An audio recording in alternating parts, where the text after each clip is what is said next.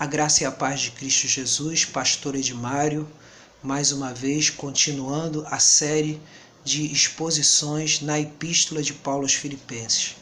Peço perdão por não ter feito na sexta-feira que passou a continuação, devido às muitas atividades no final de semana que acabou me ocupando.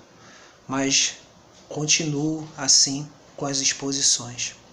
E aí hoje continuarei expondo o capítulo de número 2 da Epístola aos Filipenses. Vamos primeiro orar ao Senhor, antes de tudo. Senhor Deus e Pai, diante da Tua presença, dependemos diante de Ti de tudo o que precisamos, Senhor. Dependemos. Eu dependo, Senhor. Dependo de Ti para a iluminação, para a explicação, para toda essa tarefa de pregar o Teu Evangelho, Senhor.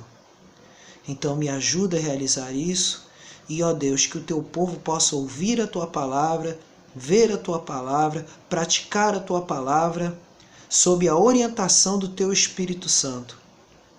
Ó Deus Todo-Poderoso, dá-nos o que precisamos nessa noite para a Tua glória, em nome de Cristo Jesus. Amém. Então vamos à leitura do texto bíblico. Filipenses capítulo 2. Se há, pois, alguma exortação em Cristo, alguma consolação de amor, alguma comunhão de espírito, se há entranhados afetos e misericórdias, completai a minha alegria de modo que penseis a mesma coisa. Tenhais o mesmo amor, sejais unidos de alma, tendo o mesmo sentimento. Nada façais por partidarismo ou vanglória, mas por humildade, considerando cada um os outros superiores a si mesmo. Não tenha cada um em vista o que é propriamente seu, senão também cada qual o que é dos outros. O exemplo de Cristo.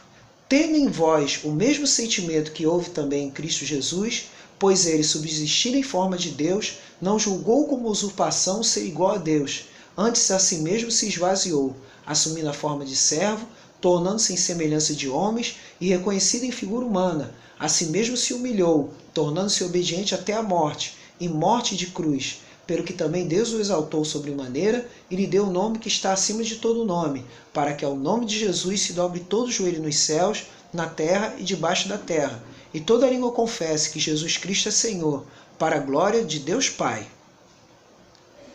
O desenvolvimento da salvação. Assim, pois, amados meus, como sempre obedeceste, não só na minha presença, porém muito mais agora na minha ausência, desenvolvei a vossa salvação com temor e tremor, porque Deus é que efetua em vós tanto querer como realizar segundo a sua boa vontade. Fazei tudo sem murmurações nem contendas, para que vos torneis irrepreensíveis e sinceros, filhos de Deus inculpáveis no meio de uma geração pervertida e corrupta, na qual resplandeceis como luzeiros no mundo, preservando a palavra da vida, para que no dia de Cristo eu me glorie de que não corri em vão, nem me esforcei inutilmente. Entretanto, mesmo que seja oferecido por libação sobre o sacrifício e serviço da vossa fé, alegro-me e com todos vós me congratulo. Assim, vós também, pela mesma razão, alegrai-vos e congratulai-vos comigo. Paulo e seus companheiros Timóteo e Epafrodito. Espero, porém, no Senhor Jesus mandar-vos Timóteo o mais breve possível, a fim de que eu me sinta animado também, tendo conhecimento da vossa situação. Porque a ninguém tenho de igual sentimento que sinceramente cuide dos vossos interesses, pois todos eles buscam o que é seu próprio, não o que é de Cristo. E conheceis o seu caráter provado, pois serviu ao Evangelho junto comigo como filho ao Pai. Este, com efeito, é quem espero enviar. Tão logo tenha eu visto a minha situação, e estou persuadido no Senhor de que também eu mesmo brevemente irei. Julguei, todavia, necessário mandar-vos até vós Epafrodito, por um lado meu irmão, cooperador e companheiro de lutas, e por outro vosso mensageiro e vosso auxiliar nas minhas necessidades. Visto que ele tinha saudades de vós e estava angustiado porque ouvistes que adoeceu. Com efeito, adoeceu mortalmente. Deus, porém, se compadeceu dele, e não somente dele, mas também de mim, para que eu não tivesse tristeza sobre tristeza. Por isso, tanto mais me apresso em mandá-lo, para que, vendo novamente, vos alegreis e eu tenha menos tristeza. Recebei-o, pois, no Senhor com toda alegria, e honrai sempre a homens como esse, visto que por causa da obra de Cristo chegou ele às portas da morte e se dispôs a dar a própria vida, para suprir a vossa carência de socorro para comigo. Paulo, nessa passagem, podemos perceber assim, que primeiro ele menciona a questão dos filipenses terem o mesmo parecer, o mesmo pensamento, uma verdadeira comunhão. Os versículos 1 a 4 mostram isso claramente. Os versículos 5 ao 11 vão mostrar que o maior exemplo para se termos comunhão, o maior exemplo para buscarmos a unidade está em Cristo Jesus, que se humilhou, esvaziou-se da sua glória para que todos nós, como servos de Deus, como eleitos de Deus, pudéssemos assim estar unidos nele. E os versículos 12 ao 18 falam da perseverança dessa comunhão.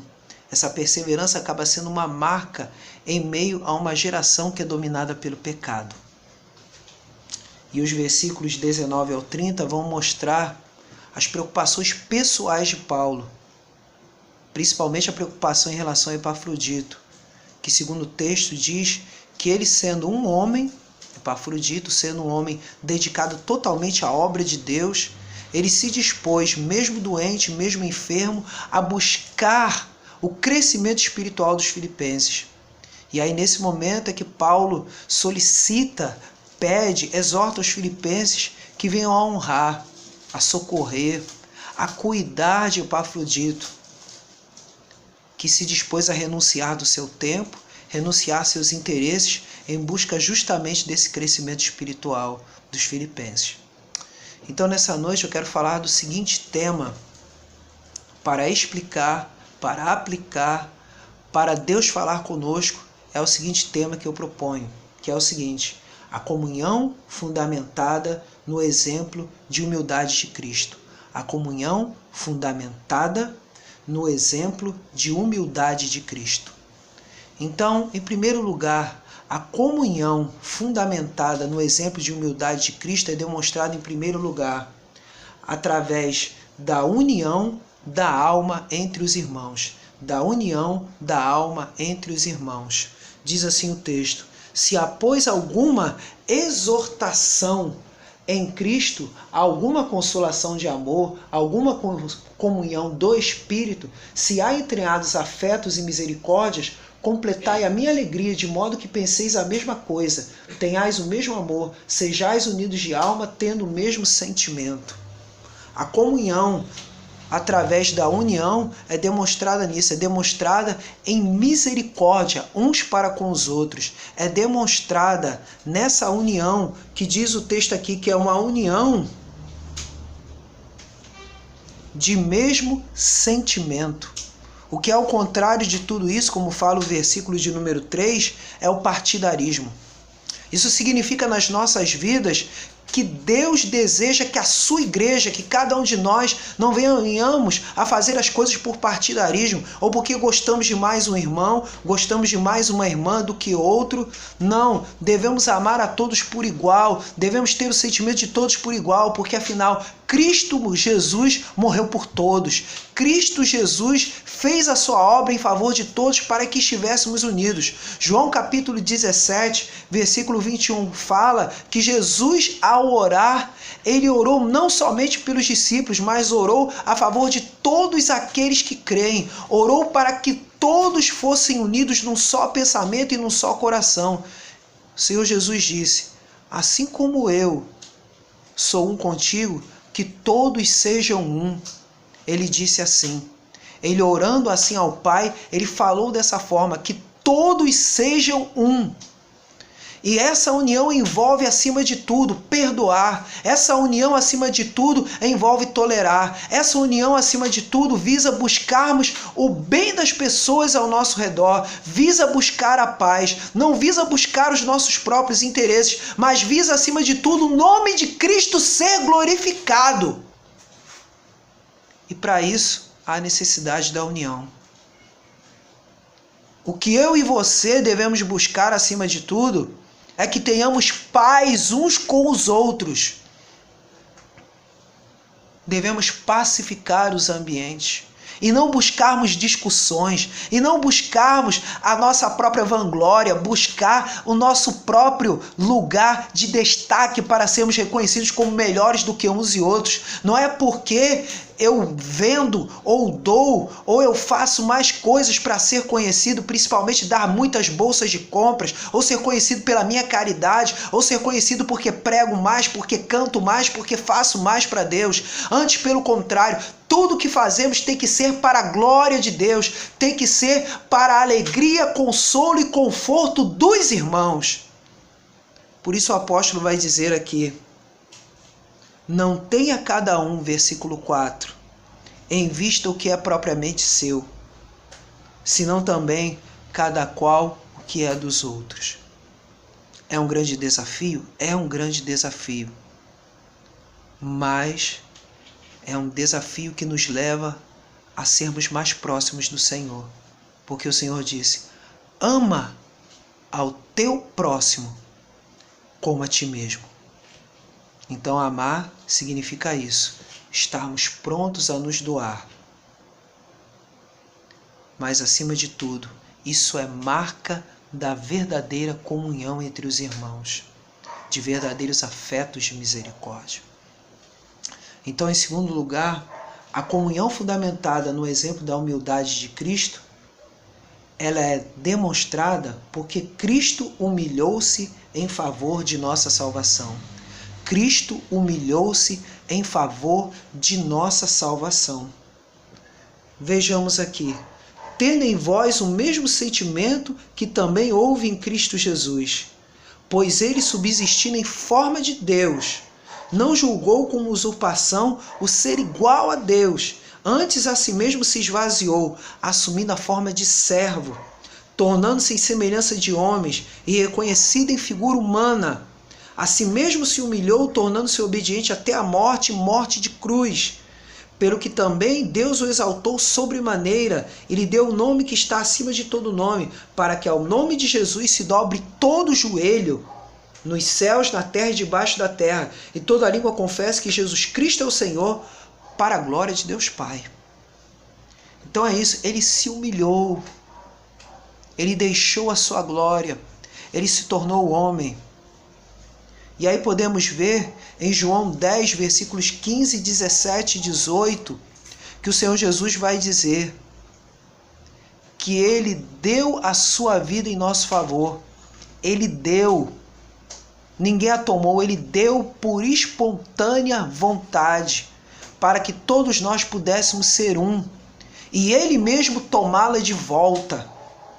Então, como diz o Catecismo Maior de Westminster, na sua pergunta 46, na resposta sobre o que é o estado de humilhação, diz assim, que o estado de humilhação de Cristo foi aquela baixa condição na qual, por amor de nós, despindo-se da sua glória, ele tomou a forma de servo em sua concepção e nascimento, em sua vida, em sua morte e depois até a sua ressurreição.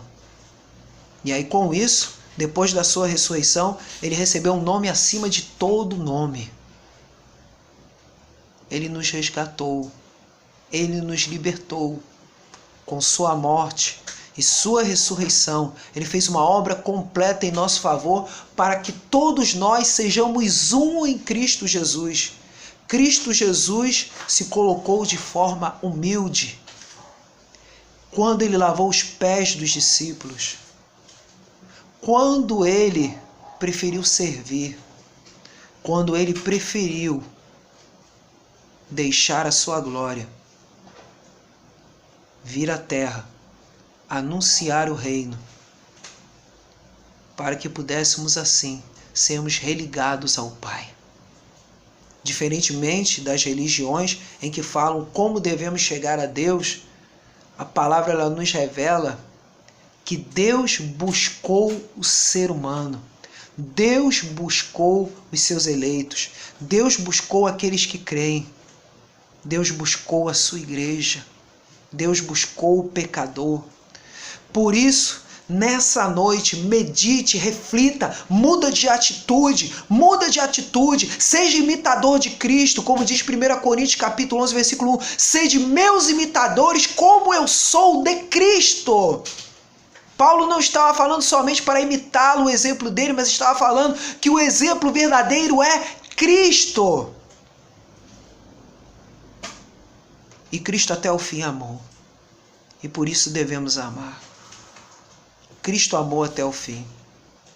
E quando amamos até o fim, nós levamos as pessoas a Cristo, para que elas sejam verdadeiramente salvas do pecado, verdadeiramente salvas da perdição eterna, salvas do inferno.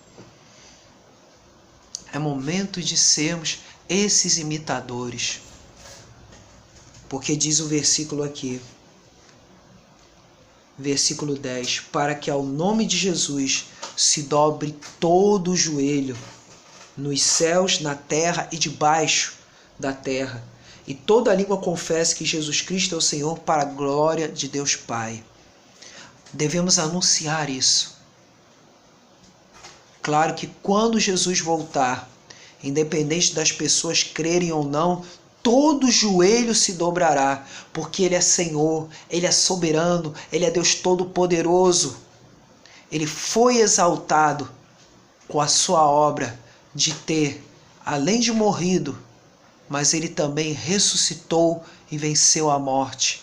E Ele subiu aos céus. Está agora à destra de Deus, intercedendo pela sua igreja. Está à destra de Deus, governando a igreja. Está à destra de Deus, sendo o nosso sumo sacerdote, o nosso mediador, o nosso advogado.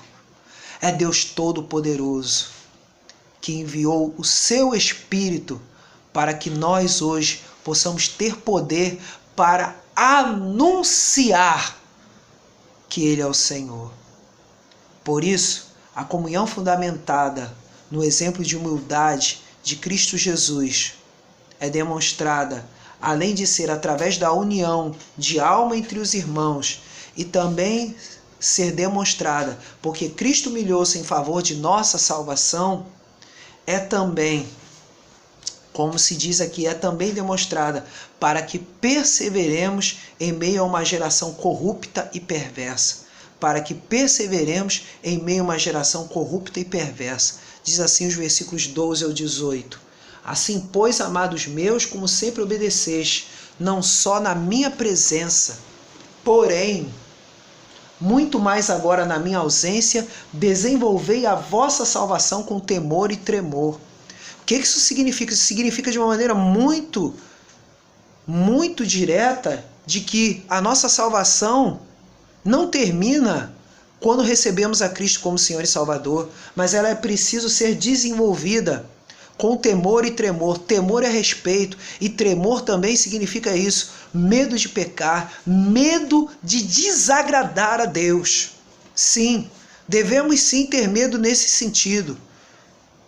Por quê? Olhamos aqui, porque é Deus. Precisamos nos submeter a Deus, porque no final a causa é Deus. É Deus quem efetua em vós tanto querer como realizar, segundo a sua boa vontade. Deus preparou todas as coisas para nós. E agora por isso vem aqui, fazei tudo sem murmurações nem contendas, para que vos torneis irrepreensíveis. O que é irrepreensível? Significa o seguinte: pessoas que verdadeiramente são luz do mundo e sal da terra. Pessoas que verdadeiramente praticam o que estão pregando. Irrepreensíveis e sinceros, filhos de Deus, inculpáveis no meio de uma geração pervertida e corrupta, na qual resplandeceis como luzeiros no mundo. Como o próprio Senhor Jesus disse: vós sois o sal da terra. Para que serve o sal? Para que serve o sal? A não ser para salgar, para preservar.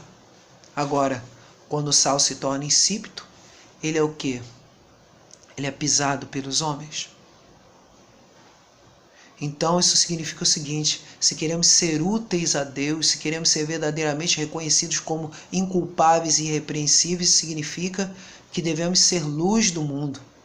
E a luz não pode ficar debaixo, escondida, debaixo de uma cama, debaixo do que seja o que for. Ela deve ser, acima de tudo, uma luz que brilhe em meio às trevas. Ou seja, devemos ser os medidores, os portadores do que é a verdade, do que é a justiça, do que é a santidade. Porque nos dias de hoje, as coisas estão se revertendo. Mesmo muitos hoje que se dizem cristãos, estão aprovando condutas repreensíveis, estão aprovando a bebedeira, estão aprovando a chocarrice. O que é a chocarrice? É o ridicularizar a palavra de Deus, a falta de temor, muitos se entregando à prostituição, muitos se entregando à sensualidade, muitos se entregando ao homossexualismo, muitos se entregando ao lesbianismo, muitos se entregando à injustiça, à corrupção, à mentira, à fofoca, à falta de perdão. Muitos se entregando ao pecado, e o pecado é tudo isso. O pecado é tudo aquilo que desagrada a Deus. Se entregando à violência, se entregando a viver uma vida totalmente impura dentro da casa de Deus. Sim, por isso que a palavra de Deus nos fala hoje que devemos perseverar em obedecer a palavra, em sermos diferentes. Temos que ser diferentes. Diferentes da desonestidade, diferentes da mentira, diferentes do politicamente correto. Nosso discurso não pode ser politicamente correto. Nosso discurso tem que ser biblicamente correto.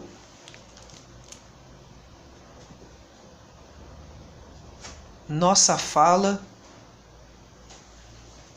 tem que ser demonstrada em atitudes.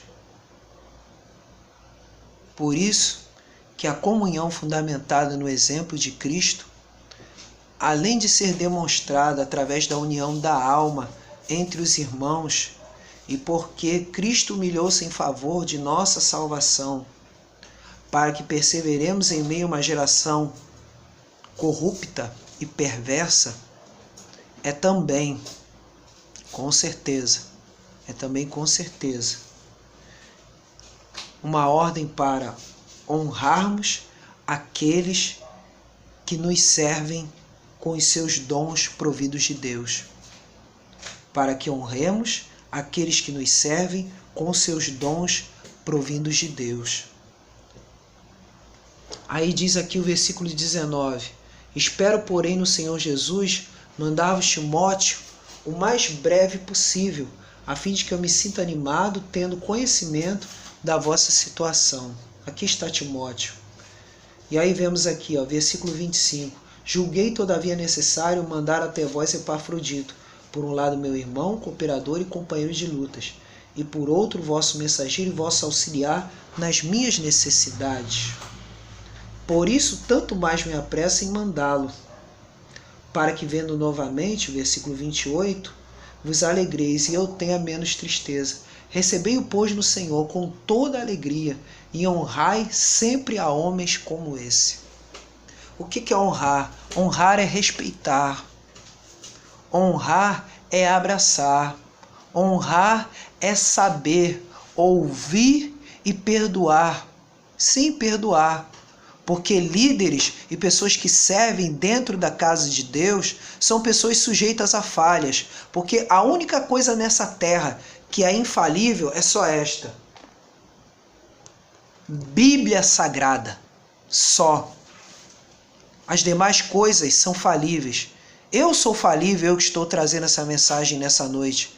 seu pastor é falível, qualquer líder cristão é falível. E aí por isso nesse momento é que devemos honrar. Devemos honrar aqueles que servem sinceramente, aqueles que servem de boa fé, aqueles que não buscam os seus próprios interesses, aqueles que muitas vezes adoecem para que haja verdadeiro crescimento espiritual entre os irmãos e as irmãs. E aí nós vemos em Mateus 10:41, o Senhor Jesus ele vai dizer assim de uma maneira bem clara aqui para a gente o que é essa realidade de honrar.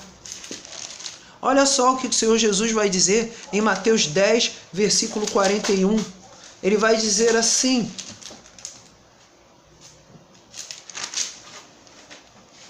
quem recebe um profeta no caráter de profeta, receberá o galardão de profeta. Quem recebe um justo no caráter de justo, receberá o galardão de justo. E quem der a beber, ainda que seja um copo de água fria, a um destes pequeninos, por este ser meu discípulo, em verdade vos digo, que de modo algum perderá o seu galardão. Devemos honrar as pessoas por tudo aquilo que fazem. Se fazem em nome do Senhor, devemos honrá-las, devemos recebê-las, devemos abençoá-las. Sim.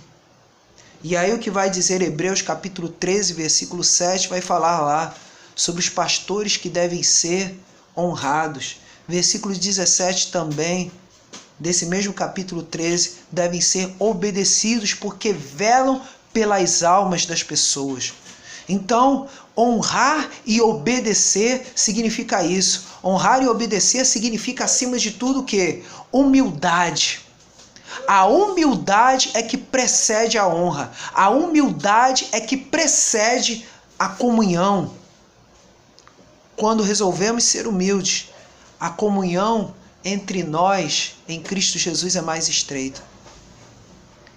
E a palavra também para nós pastores é a seguinte: só podemos ser honrados a partir do momento em que renunciamos a nós mesmos, a partir de quando renunciamos, queremos ser o tempo todo bajulados, queremos ser o tempo todo elogiados. Porque o verdadeiro elogio que um servo de Deus deve buscar é o elogio que virá quando o Senhor Jesus disser: vinde, benditos de meu Pai, para o que vos tenho preparado. Esse é o melhor elogio. Como diz na parábola: servo bom e fiel, foste fiel no pouco, sobre o muito te colocarei. Essa é a honra que recebemos. E o que podemos ver também: mas pastor Edmário, isso está muito longe. Então a única honra que você pode receber nessa presente vida é só a seguinte. Sabe qual é? É de você ver as vidas que você cuidou, as vidas que você pregou, que você ensinou, que você direcionou, estarem firmes no Senhor.